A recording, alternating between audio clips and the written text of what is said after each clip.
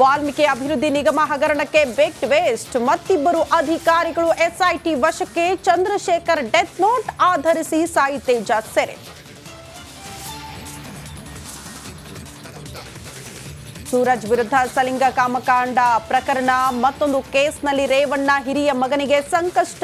Bowring ಆಸ್ಪತ್ರೆಯಲ್ಲಿ ಮತ್ತೊಮ್ಮೆ medical test.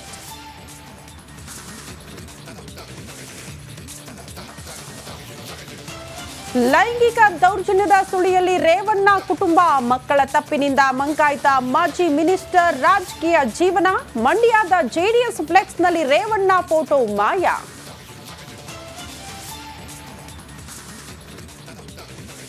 Hemavathi link canal ಯೋಜನೆಗೆ ಭಾರಿ ವಿರೋಧ. ಇಂದು ಹೋರಾಟ ಸಮಿತಿಯಿಂದ ತುಮಕೂರು ಬಂದ್ಗೆ ಕರೆ.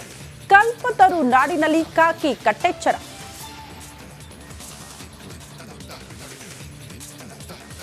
ಹಂಪಿಯ ಸ್ಮಾರಕಗಳು ಬೀಳದ ಹಾಗೆ ಸಂರಕ್ಷಣೆ. ಸಾಲು ಮಂಟಪಗಳಿಗೆ ಕಬ್ಬಿಣದ ಪೈಪ್ಗಳ ಅಳವಡಿಕೆ. ರಿಪಬ್ಲಿಕನ್ ವರದಿಯಿಂದ ಎಚ್ಚೆತ್ತ ಪುರಾತತ್ವ ಇಲಾಖೆ.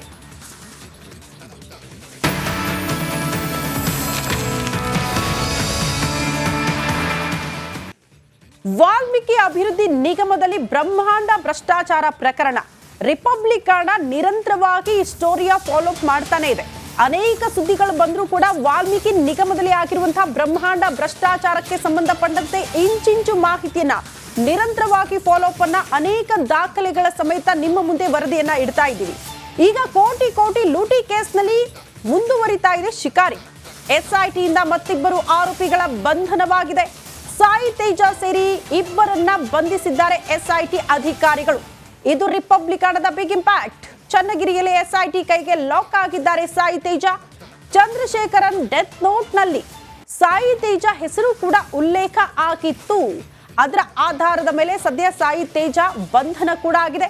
ಸಾಯಿ ತೇಜ ಬಳಿ ಮಹತ್ವದ ದಾಖಲೆಗಳು ಇರುವ ಸಾಧ್ಯತೆ ಕೂಡ ಇದೆ.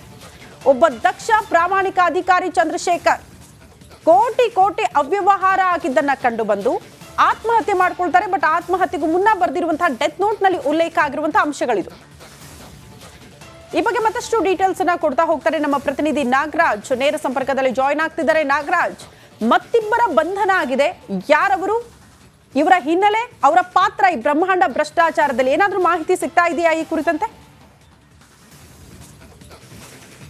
ಶ್ರುತಿ, ಏನು SIT ಮೂಲಗಳಿಂದ ಸದ್ಯಕ್ಕೆ ಸಿಗ್ತಾ ಇರೋ ಮಾಹಿತಿ ಪ್ರಕಾರ ನಿನ್ನೆ ಸಾಯಿ ತೇಜ ಮತ್ತೆ ಆತನ ಜೊತೆಗಿದ್ದ ಮತ್ತೊಬ್ಬ ವ್ಯಕ್ತಿಯನ್ನ ದಾವಣಗೆರೆಯ ಚನ್ನಗಿರಿಯಲ್ಲಿ ಬಂಧನ ಮಾಡಿದೆ ಅನ್ನೋ ಮಾಹಿತಿ SIT ಅಧಿಕಾರಿಗಳಿಂದ ಸಿಗ್ತಾ ಇರತಕ್ಕಂಥದ್ದು. ಏನು ಈ ಒಂದು ಮಹರ್ಷಿ ವಾಲ್ಮೀಕಿ ಅಭಿವೃದ್ಧಿ ನಿಗಮದ ಒಂದು ಭ್ರಷ್ಟಾಚಾರದಲ್ಲಿ ಈ ಒಂದು ಹಗರಣದಲ್ಲಿ ಭಾಗಿಯಾಗಿದ್ದಕ್ಕೆ ಸಂಬಂಧಿಸಿದ